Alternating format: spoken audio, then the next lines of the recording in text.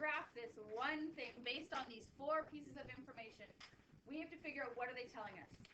So if we are given f double prime is less than 0, what do we know about double primes that are less than 0? It's a max. Okay? And we don't generally say max, though. What do we say with double prime? Double prime is concavity. So it's concave down. Perfect. So when we are less than -1, we are concave down. So then the next one, we have our double prime greater than 0. So if we're greater than 0, we're concave up. So when we are x bigger than -1, we are concave up. Does that make sense?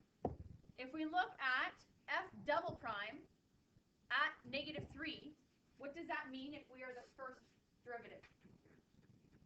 Pardon?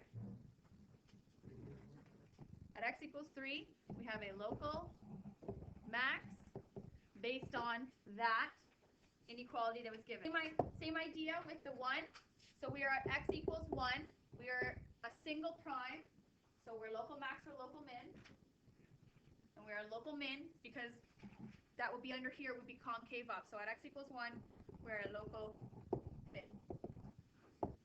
Now every single person's graph will be different because we do not know what y values are. There could be different transformations on every single person's graph. As long as you have a max, a min, and that you have it concave down and concave up.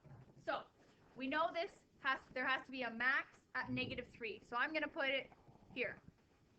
And we know we have to have a min somewhere along at 1.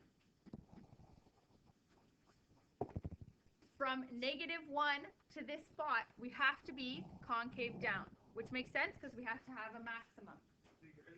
And then here, we had to have a minimum and be concave up.